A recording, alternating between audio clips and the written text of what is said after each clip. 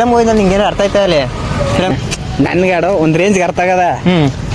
ಹೆಂಗೆ ಹೇಳಿ ನಿಂಗೆ ಅದನ್ನ 3 ಭಾಗ ಮಾಡಿ ಹೇಳ್ತೀನಿ ಕೇಳೋ ಕಡೆ. ಈಗ ಮೊದಲು ಎಡ್ಡಿಂಗ್ ಅನ್ಕಪ್ಪ. ಈಗ ಮನ್ಸನ್ನ ಏನು ಮಾಡಬೇಡ ಅಂತನ ಅದನ್ನೇ ಮಾಡಕ್ಕೆ ಶುರು ಮಾಡ್ತಾನ. ಅಂದ್ರೆ ಅವನಿಗೆ ಏನಾಗ್ಬೋದು ಅನ್ನೋ ಕುತೂಹಲ ಅವನಿಗೆ. ಯಾರಿಗೆ? ಮನ್ಸನ್ಗ. ಸರಿ ಸರಿ ಸರಿ.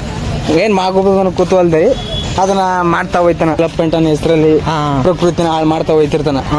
ಆಗ ಇಬ್ರು ಪ್ರಕೃತಿಗೆ ಇಬ್ರು ಮಕ್ಳಾಯ್ತದ, ಸತ್ಯ ಆಮೇಲೆ ಕಲ್ಕಿ ಅಂತ. ಅವರು ಮಾಮೂಲಿ ಮನ್ಸರು ಇರ್ತಾರಲ್ಲ, ಮಾನವನ ಮನದಲ್ಲಿ ಸತ್ಯ ಕಲ್ಕಿ ನನ್ನ ಮನ್ಸರು ಇರ್ತಾರ. ಮನ್ಸಲ್ಲಿ ನಿನ್ ಮನ್ಸು ಅಂತಲ್ಲ, ಎಲ್ಲ ಮಾನವನ ಮನದಲ್ಲಿ. ಸರಿ ಸರಿ.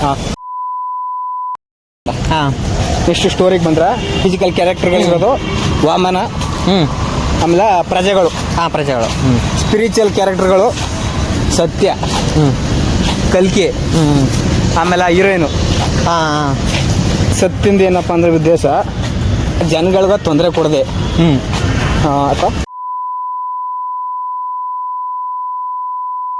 ತಾಯಿನ ಸರಿ ಮಾಡ್ಬೇಕು, ಅದ್ರ ಜನಗಳಿಗೆ ಯಾರಿಗೂ ತೊಂದರೆ ಕೊಡದೆ ಸರಿ ಮಾಡ್ಬೇಕು ಅಂತ ಅವನ ಉದ್ದೇಶ. ಅಂದ್ರೆ ಪ್ರಕೃತಿನ ಜನರಿಗೆ ಏನು ತೊಂದರೆ ಕೊಡದೆ ಅದೇ ಅವಳ ತಾಯಿಗ ಎಲ್ಲ ಆಯ್ತಲ್ಲ, ಅವಾಗ ಅವ ಸರಿ ಮಾಡ್ಬೇಕು ಅವಳನ್ನ, ಅದ್ ಜನಕ್ಕೂ ತೊಂದರೆ ಕೊಡಬಾರ್ದು. ಅವನ ಉದ್ದೇಶ ಅದು. ಕಲ್ಕಿ ಉದ್ದೇಶ ಹಂಗಿಲ್ಲ. ಕಲ್ಕಿದು ಏನಪ್ಪ, ತಾಯಿಗ ಮೋಸಕ್ಕೆ ರಿವೆಂಜ್ ತೀರ್ಸ್ಕೋಬೇಕು, ಅವ ಸೇಡ್ ತೀರ್ಸ್ಕೋಬೇಕು ಅನ್ನೋ. ಹೀರೋಯಿನ್ ಏನಂತ ಕೇಳ್ಬೇಡ, ಹೀರೋಯಿನ್ ಮನ್ಸು ಜನರ ಮನ್ಸು ಹೀರೋಯಿನು. ಸರಿ ಸರಿ ಸರಿ. ಅದ್ರ ಒಳಗಿರೋ ಕಲ್ಕಿ ಸತ್ಯ 2 ಕ್ಯಾರೆಕ್ಟ್ರು, ಸ್ಪಿರಿಚುವಲ್ ಕ್ಯಾರೆಕ್ಟ್ರು.